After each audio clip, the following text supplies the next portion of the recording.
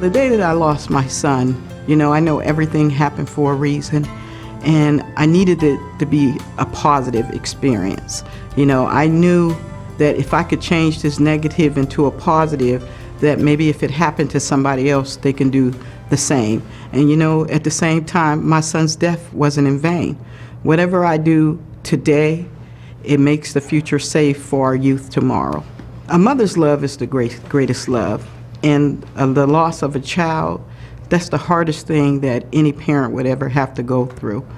And especially for the mothers, and I wanted to be that positive role model for the mothers to say, hey, look, we had a tragic loss in our life, but we can turn it into something positive so people can remember our children through our grief, so that's why I wanted to start Mothers Against Teen Violence. The program is awesome.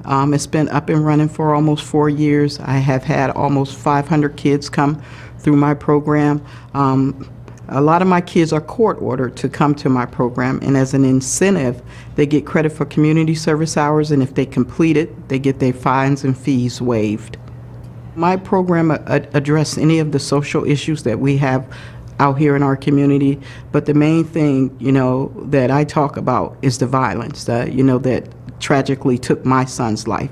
And just by me telling my son's story of what happened to them, they don't want that to happen to them or any of their friends. So they're very concerned, and we talk about what they can do, to prevent it from happening to them or any of their friends.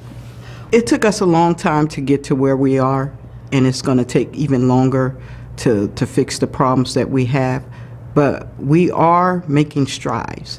It's like I said, it's going to take time, and I really believe that if we unify ourselves as a city and a community, that we definitely can overcome the violence. But I think we're headed in a good direction right now.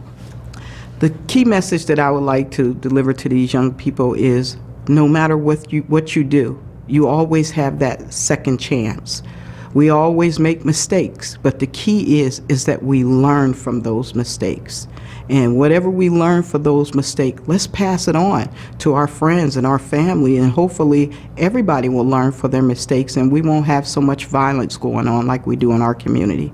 I wear many hats. I'm newly elected to City Council. I'm the director and founder of MATV, Mothers Against Teen Violence, and a lot of things people don't know about me is I'm also an author of a poetry book, but the most meaningful thing to me right now is working with at-risk youth, because people need to understand these are not bad kids, they're just misunderstood. And I truly think that if all of us become parents, not just only to our children, but to all children, that we'll give these kids hope for the future. My mentor was my mother.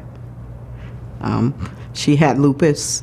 She died at a very young age, 56, and I was 13 when she was diagnosed with lupus. And I seen the fight and the struggle that she went through for 30-something years, and she was a fighter. And she's the one that inspired me to be the fighter that I am today. We all have a hidden talent, and I never knew I had this hidden talent until my mother passed away.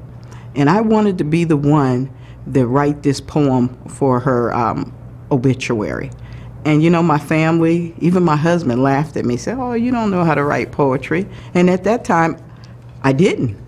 But as I sat down and I wrote this poem, it's called A Mother's Love, it just started flowing. Now I'm an author. I have been an author for about 10 years now.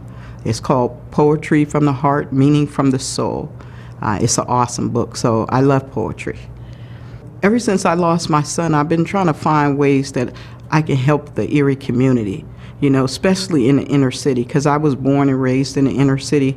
I raised my children in the inner city, and now I'm helping to raise my grandchildren in the inner city. And one of my thoughts, I always say, whatever I do today is going to make the future safer for all the children tomorrow. So when I ran for city council, I said, you know what, that'll just make my platform a lot bigger for me to do what I need to do to try to help the community, to try to help the youth. So I love it because I'm a voice for our community. What I really want to do is one day I would love to build my own community center and have it open 24/7 for youth, all day, every day, to give these kids like a safe haven, somewhere to go to, have counselors on hand, behavioral specialists on hand. I just want to make it a place that's all about kids, and that's a dream. And one day, that dream is going to come true, because honestly, in the past 6 years since the loss of my son, I would have never thought my life would be where it is right now. Even as tragic of a loss that I had with my son, something good came out of it. So I am definitely blessed.